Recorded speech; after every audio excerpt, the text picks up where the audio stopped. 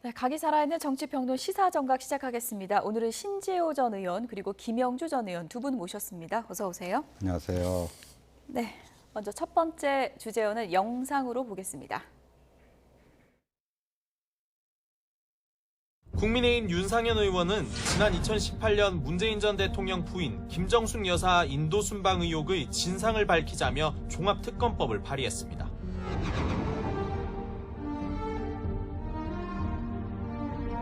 기내식에 6천만 원을 넘게 사용했다거나 도저히 국민들이 상식적으로 납득할 수 없을 만한 그런 팩트들이 더 밝혀지고 있거든요.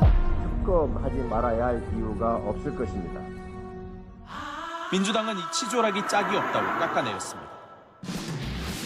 정부는 즉시 인도 방문 기내식비의 상세한 산출 내역을 공개하십시오. 윤석열 대통령의 해외 순방 비용의 구체적 내용도 공개하십시오. 밤마다 재벌 회장들과 가졌다는 술자리 비용은 얼마였는지, 또 그 비용은 누가 냈는지 공개하십시오. 극악스러운 마타도를 하고 있습니다. 명백한 명예훼손입니다. 이에 김정숙 여사는 관련된 사람들에 대한 법적 조치를 취하기로 했다는 것을 밝힙니다. 특검하지 말아야 할 이유가 없을 것입니다. 법적 조치를 취하기로 했다는 것을 밝힙니다.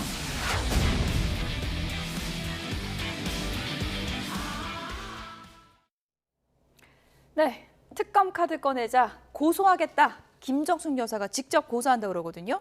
근데 국민의힘 관계자라고 돼 있지 이름은 특정돼 있지 않더라고요. 그러니까 이제 이렇게 여러 가지 공세를 받는 거에 대해서 엄청 화는 난 것 같아요. 예. 근데 지금 그 고소하겠다라고 하면서 윤건영 의원이 이렇게 얘기하는 그 구체적인 내용을 살펴봤더니 화는 나갔고 누군가에게 이 반격은 가고 싶은데 예. 정교한 계획은 아직까지 없는 것 같아요. 아. 누구를 어떻게 할 것인지. 그러니까 이게 그 고소하는 거에 자유인데 잘못하면 뭐 이게 무고가 될 수도 있고요. 예, 그러니까 지금 저 국민의힘 몇몇 의원들이 배현진 의원, 박수영 의원 이런 분들이 지금 김정숙 여사 관련해 가지고 인도 그거를 하는 거는 개인의 뇌피셜이 아니잖아요. 정부에 자료 요청을 해서 그 제출받은 자료에 근거해서 얘기를 하는 거 아니겠습니까? 그리고 그 기내식에만 6,300만 원을 썼다라는 것은 그 당시에 문화체육관광부와 대한항공 간에 체결한 계약서에 그렇게 나와 있지 않습니까? 예. 그러니까 무엇이 허위사실 유포에 의한 명예훼손이 될 수 있는지. 그러니까 이게 법리적으로 보면 사실적시에 의한 명예훼손, 또 그 명예훼손죄가 또 성립되는데 그게 아니라는 거 아니에요. 예. 그러니까 오히려 저렇게 되면 잘 됐어요. 그러니까 화가 나셔가지고 누구를 이제 고소를 하는데 더 말려 들어갈 가능성이 대단히 높습니다. 김정숙 여사가 내가 직접 고소하겠다는 입장을 윤건영 의원을 통해서 이제 밝힌 건데 네. 그만큼 이것은 좀 억울하다라는 의사 표시일 수 있겠고요.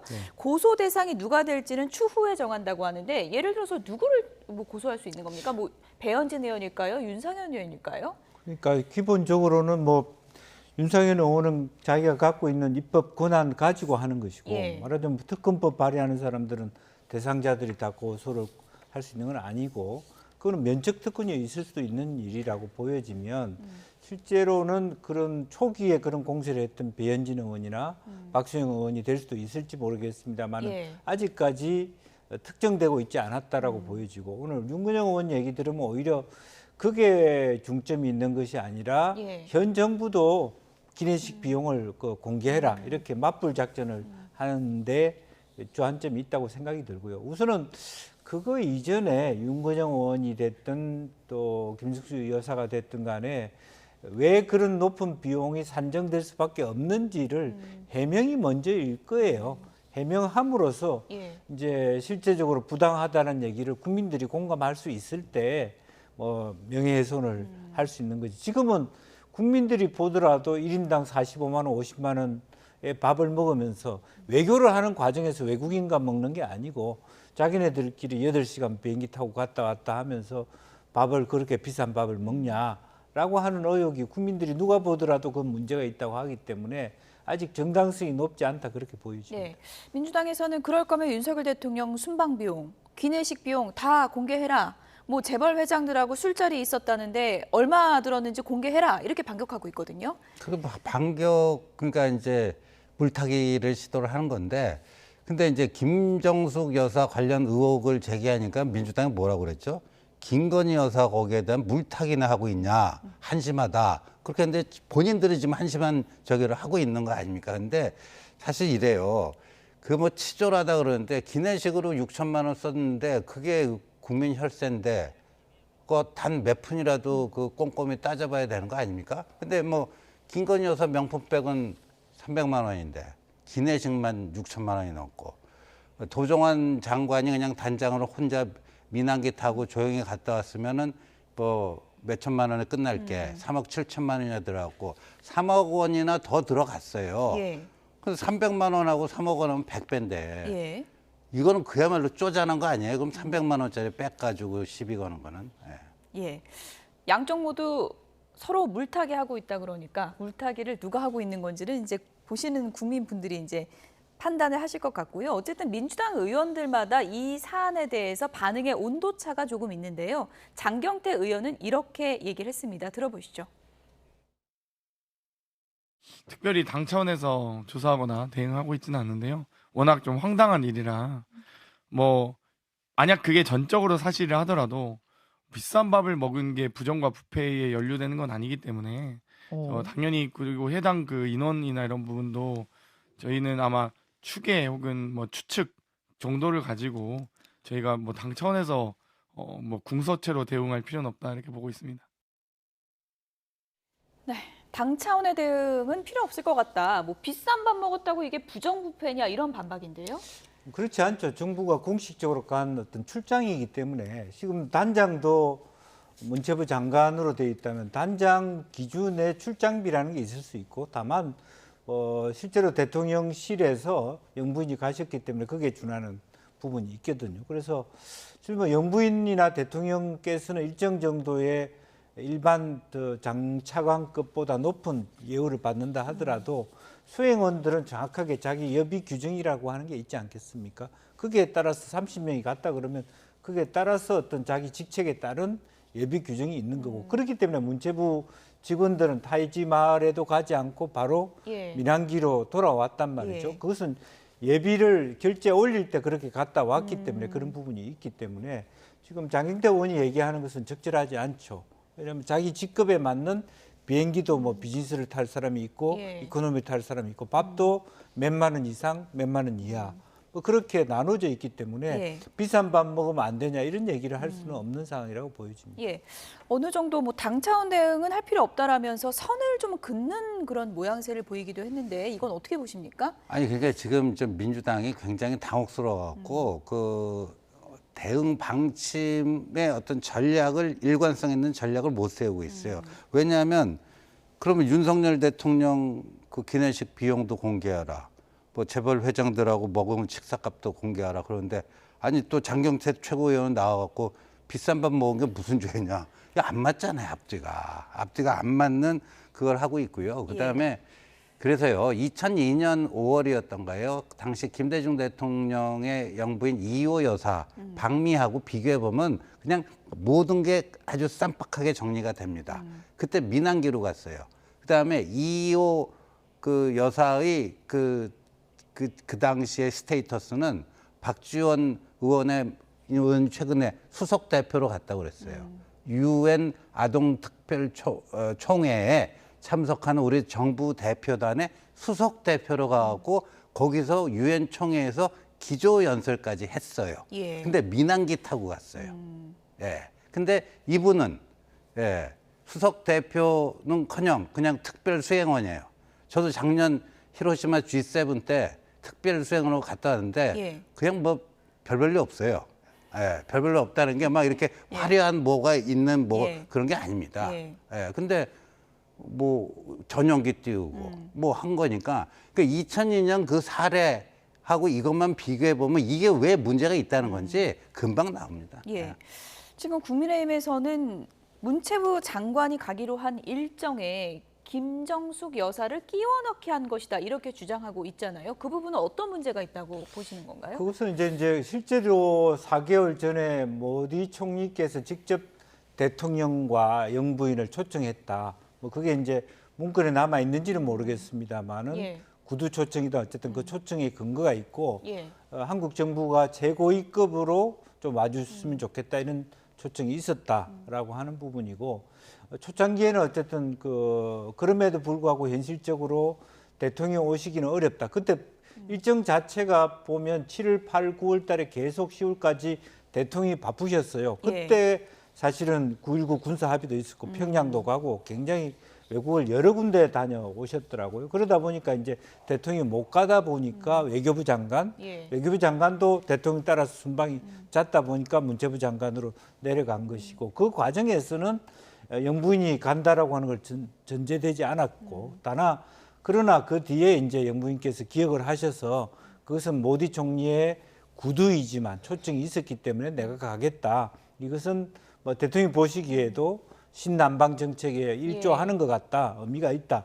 그렇게 이제 뒤늦게 그렇게 하다 보니까 형식적으로는 어쨌든 초청이 안 됐지만 대통령 부인이 가시다 보니까 다시 외교부를 통해서 그쪽에 초청장을 보내달라. 그 과정까지는 저는 문제가 없다고 봅니다. 그렇습니까? 이제 다만 여기서 쟁점이 되는 것은 그 명분이 가시니까 그게 준하는 어떤 뭐 전용기도 띄우게 되는 거죠. 이제 그런데 문제는 타지마할이라는 일정이 처음부터 있었느냐, 그리고 저와 같이 비싼 밥값이 어떻게 책정되게 됐느냐, 막 그런 것이 문제가 삼고 또 하나는 실제로 거기 출장 갔던 문체부 직원은 그 비행기를 타지 않았다. 민항기를 이용해서 그냥 돌아왔다는 거죠. 타지마할 가지 않고. 그렇기 때문에 그것은 외교이기 이전에 개인의 관광에 불과한 거 아니었냐. 다만 이제 이 문정부 입장에서는 그 나라 사람들이 즉 인도에서 영부인이 오셨기 때문에 권유했던 일정이다. 이제 그렇게 권유하고 있는데 안 갈 수 없었다. 이게 설명입니다. 그래서 다소 애매한 부분이 있지만 어쨌든 지금 우리가 해명해야 될 것은 왜 타지마할을 갔으며 혹은 또 전용기를 왜 급하게 미리 생각이 있었으면 최소한 일주일이나 한 달 전에 출장 계획을 짜지 바로 2, 3일 전에 전용기를 수의 계약하면서 저렇게 무리한 일정을 했냐. 그것은 논쟁이 된다고 봅니다.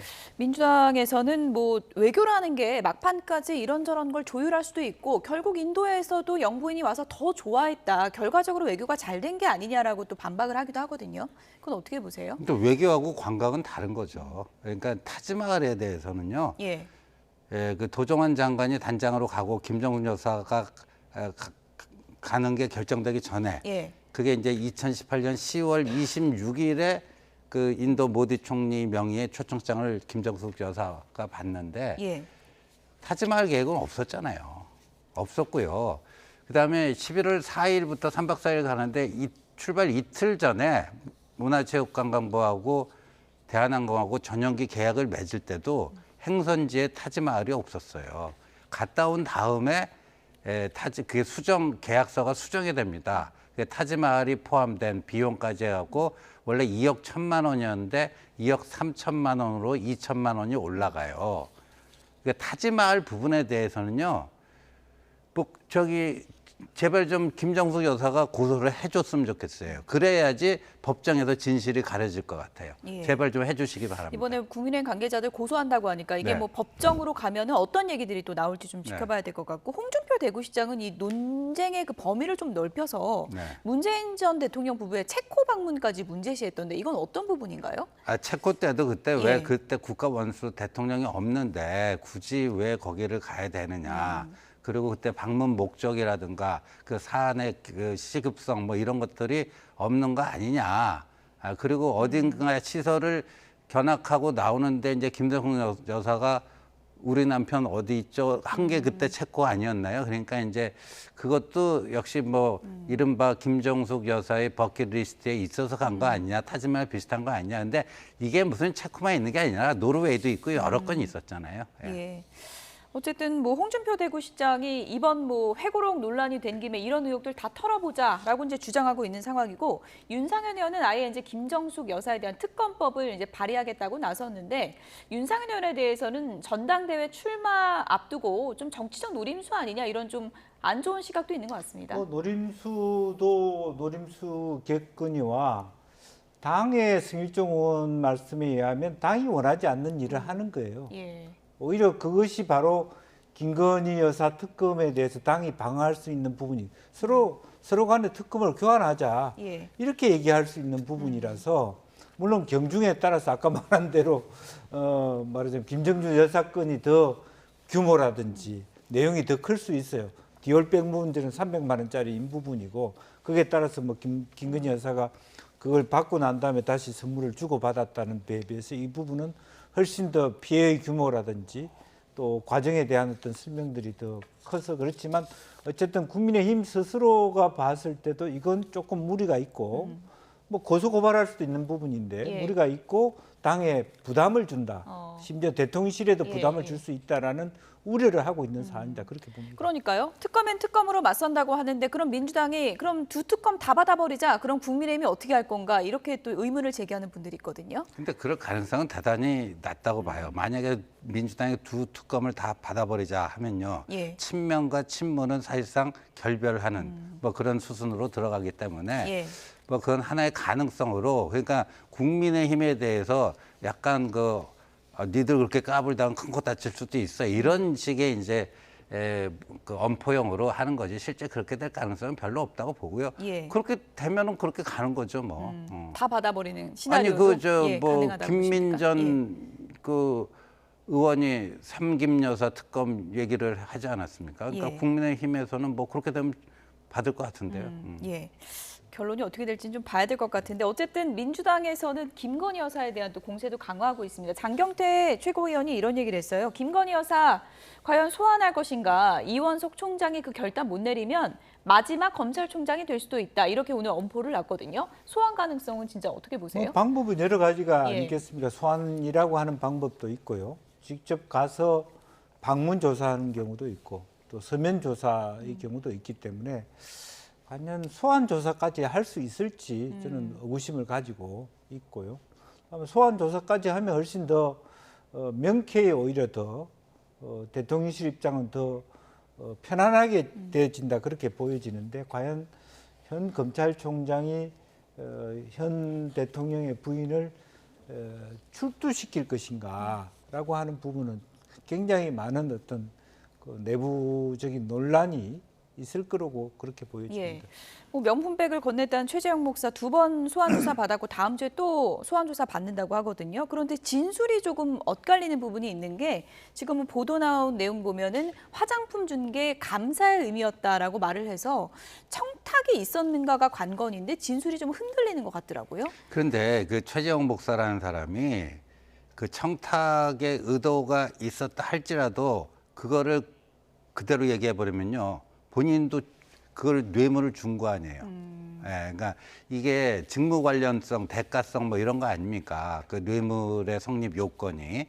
근데 청탁 의도가 있었다 그러면 자기도 공여자가 되는 거 아니에요. 뇌물 공여자가 되니까 함께 처벌받을 수가 있거든요. 예. 받은 사람이나 준 사람이나. 예. 그러니까 저렇게 얘기하는 것 같은데 여하튼 저는 개인적으로 그 김건희 여사 문제는 최근에 뭐 여러 가지 이제 새로운 그 뭐 카톡 주고받은 메시지도 나오고 그러는데요. 검찰이 소환 조사 없이 저 사건을 매듭 짓는 거는 이제 거의 불가능한 상황으로 가버린 게 아닌가. 저렇게 카톡 메시지까지 보도가 된 상황이기 때문에 네. 저런 정황에 대해서 직접 설명을 해야 된다라고 보시는 그렇죠. 거죠. 물론 예. 이제 검찰은 법과 원칙에 따라서 수사를 진행해야 되겠지만 저 같은 이제 정치 쪽에 있는 사람이 볼 때는 예. 저 정도까지 나왔는데 뭐 예를 들어 소환 조사 없이 무혐의 처리 종결한다든가 이러면은 정치적으로 그건 역효과가 엄청날 겁니다. 최재형 목사가 다음 주에 또 소환 조사를 받게 되는데 김건희 여사 소환으로 마침표를 찍게 될지 이 부분은 지켜봐야 될 것 같습니다. 두 번째 주제요. 내용 확인해 보겠습니다.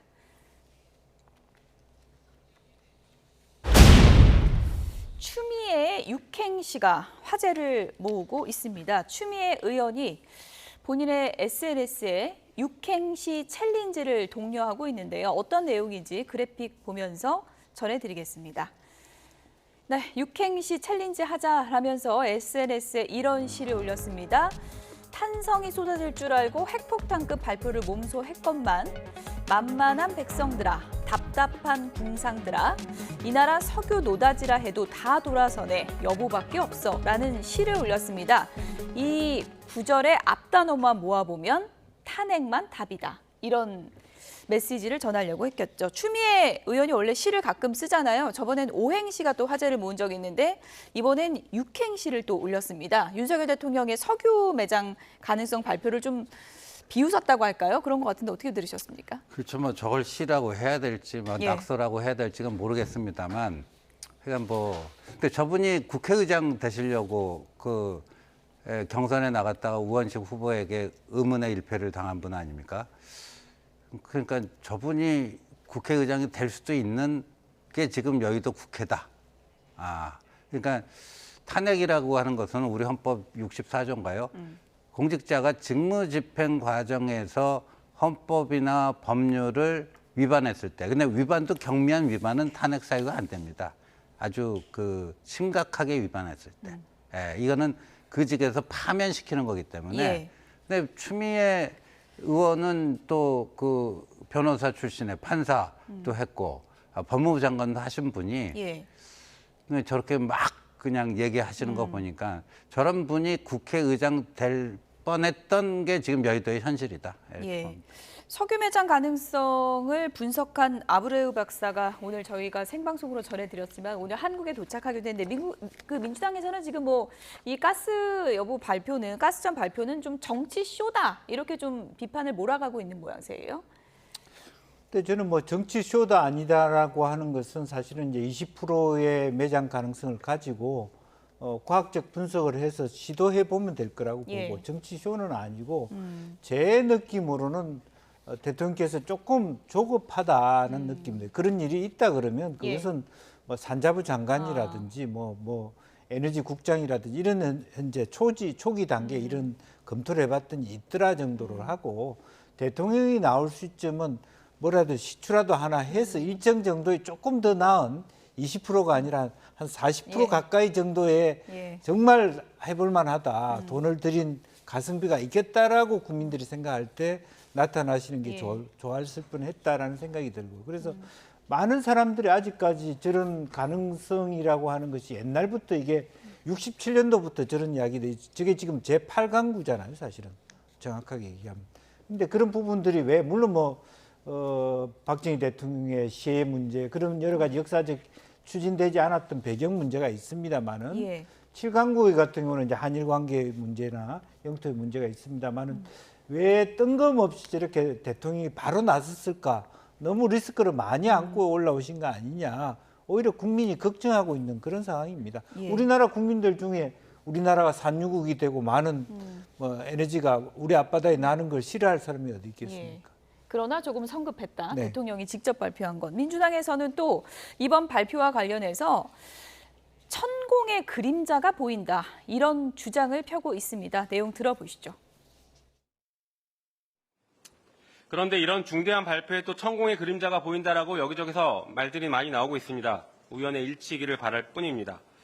시추공 성공 가능성은 대통령 지지율과 비슷한 20% 정도이고 박정희 정권 때 한 번 우려먹은 아이템이라 혹시 지지율 방어 땜빵용이 아닌가 하는 의구심도 많습니다.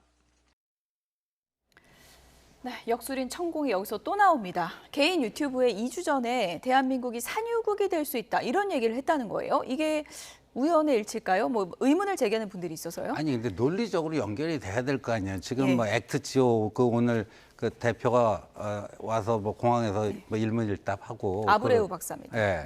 그러던데 뭐 천공 저분이 무슨 석유 전문가예요? 뭐 지질 탐사 전문가입니까?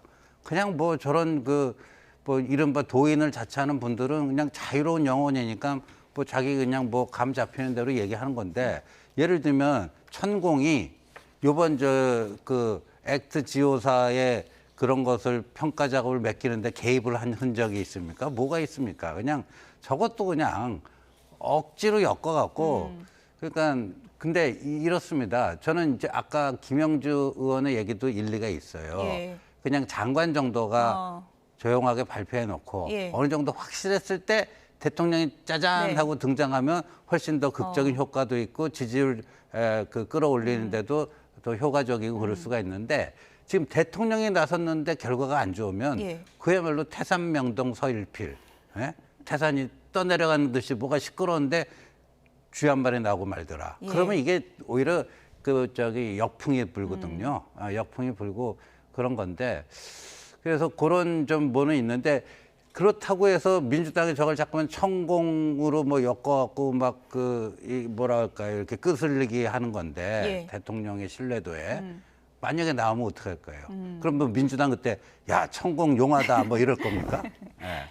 진짜 만약에 석유가 나오면 천공이 용한 역술이 되는 겁니까? 어떻게 돼야 되는 겁니까? 글쎄요. 예. 저는 뭐 천공에 대한 신뢰가 아직까지 없기 때문에 예. 천공도 그냥 대통령 주변에서 여러 가지 정보를 취합해서 얘기하는 사람에 불과하다. 저는 그렇게 생각이 오히려 들고요. 정보가 대통령실에서 천공 쪽으로 갔을 가능성도 예. 있다고 보십니까? 저는 예. 저분이 대단한 역순이라고 생각 안 하기 때문에 실제적으로 그냥 그 주변에 있는 사람들을 통해서 흘러나온 이야기를 마치 자기가 먼저 하는 것처럼 그렇게 하면서 뭔가를 자기 사적 이익을 취하려고 하는 사람에 불과하다. 저는 그렇게 생각하기 때문에 예. 이 말 자체의 서로 문제에 있어서 오히려 천공이 먼저고 그걸 대통령이 따라가기보다는 대통령실에서 누군가 모르게 비밀리에 하는 이야기를 만약에 천공까지 저렇게 나간다 그러면 저건 문제다. 그렇게 보는 거예요. 계속 천공이 엮여서 이름이 나오니까 이걸 좀 차단하는 방법은 없을까요? 글쎄요. 그것은 예. 정말로 대통령 주변에서 예. 그야말로 특별감찰관이나 이렇게 해서 조금 더 예. 엄격하게 정보적인 문제가 예. 지금 스파이 문제도 있고 남북의 특수성도 있는 문제라서 실제로 옛날에 최순실 씨의 경우에도 미국 정부에서 그런 안전 자리까지 어떻게 나오고 하는 그런 웃지 못할 그게 진짜인지 가짜인지 예. 모르지만 그런 부분은 항상 있을 수 있습니다. 국내적인 문제가 될 수 있기 때문에 조금 보완에 더 철저하게 할 필요가 있고요. 대통령실이 엄격하게 천공 부분에 대해서도 저 부분에 대해서도 경고를 해야 된다. 저는 그렇게 봅니다. 예. 어쨌든 지금 이 정도 발표를 대통령이 한 부분에 대해서 두 분 다 좀 전략적으로는 별로 좋지는 않았던 것 같다라고 이제 얘기는 해주셨는데 민주당에서는 이 정도 발표를 대통령이 한다는 건 레임덕 아니냐 이렇게까지 이제 공격을 했거든요.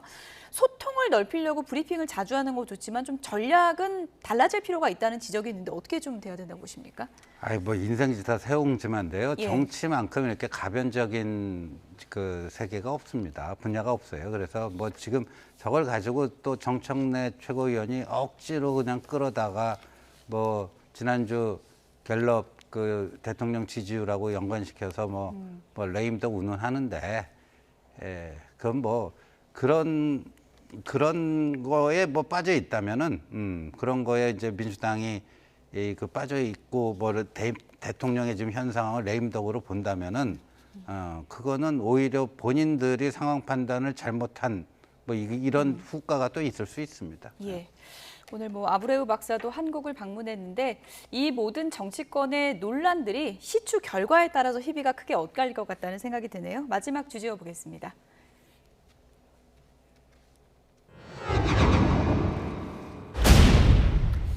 백수 한동훈 당대표 들이대라. 김은국 씨가 이렇게 얘기를 했습니다. 김은국 씨가 총선 지원을 아주 열심히 했는데 어제 이제 뭐 감사패를 또 받았다고 하고요. 한동훈 전 위원장에 대해서 들이대라 이렇게 표현을 했는데 직접 또 만났었잖아요. 한동훈 전 위원장하고.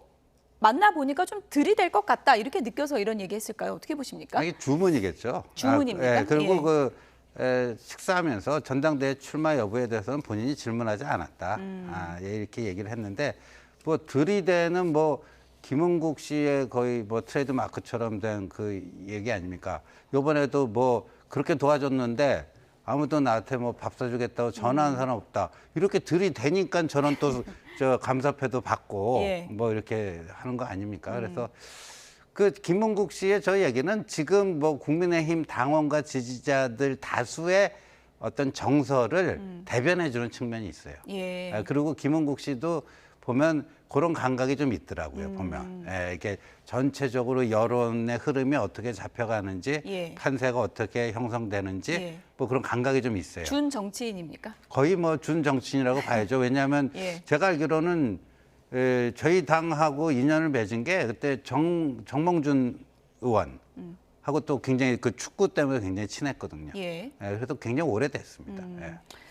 김은국 씨가 뭐 한동훈 전 위원장 만나서 전당대회 출마할 거냐 직접 묻진 않았다고는 하지만 전하는 그런 메시지들을 보면 한동훈 전 위원장이 말하고 싶었던 내용들을 다 전한 것 같거든요. 어떤 네. 좀 교감이 좀 있었던 것 같은데요. 뭐 느낌상으로 나는 예. 싸움을 할 줄 아는 사람이고 뭐 뭔가 꽂히면 한다.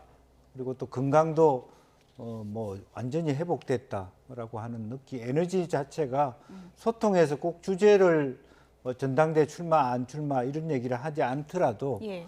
느끼기에 김은국 씨가 느끼기에 충분히 출마를 염두에 둔 듯한 그런 어떤 매우 공격적이고 자신만만한 그런 이제 모습을 느꼈다라고 예. 하는 부분이고요. 그럼에도 불구하고 저는 뭐 김은국 씨가 들이대라고 해서 들이댈 건 아니라고 봅니다. 예. 한동훈 비대위원장을 정말 중심으로 좋아하는 사람들 중에 불출마를 권고하는 사람도 여전히 있기 때문에 이제는 누구 말에 의해서 왔다 갔다 하는 것이 아니라 왜 출마하면 지금 현재 얘기 드리기에는 한 7월 말 정도가 전당대회 날로 예. 뭐 잡혀가는 윤곽이 좀 나타나고 있기 때문에 이제는 6월 아닙니까? 이제는 본인이 거취를 다른 사람을 통해서 전언이 아니라 출마를 할 거면 출마한다. 예. 출마를 안 하면 왜 안 한다는 얘기를 직접적으로 할 때가 저는 됐다라고 보고 예. 저는 하나 안 하나 뭐 자기 나름대로 논리대로 자기 개인의 어떤 뭐 이렇게 진로 뭐 과정을 밟아갈 필요가 있다 그렇게 봅니다. 지금 뭐 국민의힘 전당대회 시간표는 거의 이제 확정이 된 거고 한동훈 전 위원장 등판 여부가 관심이 쏠리고 있는데 장동혁 의원은 이런 얘기를 했습니다. 들어보시죠. 한동훈 비대위원장의 가장 큰 매력은 무엇이었을까요? 하나를 꼽으라면 예. 명분 없는 일은 하지 않는다. 명분 그러니까 없는 일은 하지 않는다. 우리 원래 충청도 말로 네. 모양 빠지는 일은 하지 않는다. 아. 전적인 개인적인 생각입니다만은 네, 네. 당대표 다시 출마를 고민하지 않을 수도 있다고 생각합니다. 그런데 선거 끝나자마자 모든 사람이 달려들어서 다 당신 책임이고 예. 여기서 당신이 좀 이제 사라져야 되겠고 앞으로 절대 정치에는 발도 들이면 안 되겠다라는 듯이 계속해서 한동훈 위원장을 공격하고 있는 이 마당입니다. 네. 모양 빠지는 일은 하지 않는다고 하는데 그럼 네. 어떤 결정을 해야 되는 겁니까? 충청도 사람들은 모양이라고 하면 모냥이라고 모냥 하는, 빠지는? 모냥 예. 빠지는 일 하는데 그 모냥 빠지지 않으려면 출마를 해야죠. 출마해야 되는 거죠. 왜냐하면 예. 당원들과 지지자들이 저렇게 절대 다수가 꼭 나와야 된다. 이 누란의 위기에 빠진 그 당을 구하기 위해서는 한동훈밖에 없다. 뭐 이런 목소리가 갈수록 커지고 있고요. 그리고 저는 지금 장동혁 의원의 저 얘기가 상당히 일리 있는 얘기라고 봅니다. 한동훈 다루는 법을 아직 모르는 것 같아요. 그러니까 용산 대통령실부터 예. 한동훈을 견제하고자 하는 다른 뭐 당권 주자들, 대권 주자들이 저도 이렇게 쭉 그 총선 끝난 다음에 보니까요. 예. 한동훈 다루는 법을 모르는 것 같아요. 어떤 부분이 잘못된 거예요? 오히려 더 뭐라 할까 투지를 더 이렇게 일깨워주고 키워주고 예. 전투 의지를 더 충만하게 해주는 쪽으로 거의 대부분 작용한 것 같습니다. 고생했으니까 이제 좀 쉬어라 이랬으면 안 나왔을 텐데 발도 들이지 말라 이렇게 하니까 승부욕을 자극했다는 건데 홍준표 시장도 한몫한 건가요? 네. 예. 근데 이제 그 과정은 이미 좀 지나간 것 같습니다. 제가 느낄 때는 그보다 예. 한 발 앞서서 왜냐하면 지구당 부활을 얘기를 한 것은 구조적인 어떤 왜 국민의힘이 여전히 21대 총선과 비슷한 결과를 할 수밖에 없는지에 대한 나름대로 조정훈 의원이 얘기하는 어떤 총선 백스가 저런 방식으로 갈 것이 아니라 조금 체계적이고 구조적인 측면까지 가져가야 된다. 예. 그리고 이미 지구당 부활을 얘기한 것은 내가 당대표가 된다면 이와 같은 당의 재건 프로젝트를 실행하겠다. 그것의 첫 번째가 사실은 지구당의 부활을 통해서 예. 젊은 정치인을 특히 호남 지역의 제 감입니다. 이번에 사실 총선 때 박지원 또 한병도 의원 지역구에 나온 국민의힘의 노회한 어떤 당협위원장 나오셔서 답변 5분 동안 못했고 전혀 말이 안 되는 주장하고 그것이 국민의힘 전체에 미친 부정적 영향이 엄청나게 크고 아마 그런 것들이 아마 이 지구당의 부활 즉 젊은이들에게도 돈을 만들어 줘야 되겠다 이제 그런 생각까지 하게 됐다는 것은 이미 지금 이제 누가 보더라도 한동훈 비대위원장은 당락을 결정한 상황이 아니거든. 나오면 바로 대표가 되는 상황입니다. 룰을 어떻게 상관없이. 예, 룰이 어떻든 간에 이제 그런 상황에서 그 한 발 더 나와 있다고 봅니다. 그러니까 예. 당 대표를 할지 안 할지 본인의 결정이지만 당을 어떻게 변화 혁신시키겠다는 데까지 와 있기 때문에 예. 홍준표가 어떻다, 뭐 윤 대통령과의 관계가 어떻다는 것은 더 지향되어 있다. 저는 그렇게 보고 있습니다. 네. 지금 뭐 집단 지도 체제나 지금 전대 룰 관련해서 교통 정리가 안 되고 백서도 언제 나오는 건지 지금 확실하게 뭐 교통 정리가 안 된다는 좀 뭐 비판도 좀 나오고 있는 것 같거든요. 그럼 어떻게 보세요? 백서는 먼저 예. 이미 이제 관심을 잃어버렸고요. 뭐 나오고 안 나오고 언제 나오고 별 이제 그 관심사가 아니게 됐습니다. 그렇습니까? 근데 예. 지금 굳이 얘기하자면 이제 그 뭐 당신 민심 뭐 비율도 7대3으로 굳어가는데 황우여 대표가 비대위원장이죠. 예. 오늘 한 언론과의 인터뷰에서 또 하이브리드 체제를 또 한 번 강조하고 나왔어요. 근데 이거는 참 괜히 왜 이렇게 황우여 비대위원장이 분란을 야기시키는 건지. 그러니까 이건 또 한동훈 견제를 위해서. 예. 그러니까 한동훈이 대표 전당대회에 못 나오게 하려고, 못 나오게 하려고 계속 뭐 속된 말로 고춧가루 뿌리고 막 이러다가 그게 다 실패로 끝나갖고 예. 오히려 한동훈 대세론을 만들어 준 거 아닙니까? 예. 그러니까 이제는 한동훈이 대표되는 거를 막을 방법은 없다. 근데 대표가 되는데 힘 빠지게 좀 한번 해보자. 그러면서 여러 가지 그 발상이랄까 그런 게 나오는 건데 저는 뭐 황우여의 그 하이브리드 체제론 예, 이것도 본인은 아니라고 하겠지만요. 결과적으로는 그렇게 해석될 수밖에 없습니다. 예. 그런데 오늘 그 인터뷰를 보니까 정말 말이 안 되는 게 당권 대권 분리하는 거 있잖아요. 1년 반 전엔 그만둬야 된다. 예. 그거는 안 건드리겠다. 그렇게 중차대한 문제를 건드리면 다음 주까지 합의를 봐야 되는데 합의가 안 이루어진다. 예. 근데 이거는 하이브리드 체제는 그건 건드리겠다는 거예요. 이건 말이 안 되는 거죠. 이거는 예를 들면 헌법으로 따지면 권력 구조를 변경하는 문제인데 그렇죠. 그게 간단하게 합의가 이루어집니까? 그러니까 황우여 비대위원장이 지금 중심을 잘못 잡고 있다. 이 오히려 당 대표로서 수습을 하고 원만하게 운영을 해야 되는데 이상한 분란을 야기하고 있다. 예. 이런 생각이 듭니다. 어차피 당대표는 뭐 한동훈이다, 어당한이라는 말까지 나오는 상황에서 이 집단 지도 체제 문제는 어떻게 마침표를 찍게 될지 좀 기다려 보겠습니다. 신지호 전 의원, 김영주 전 의원 두 분이었습니다. 고맙습니다.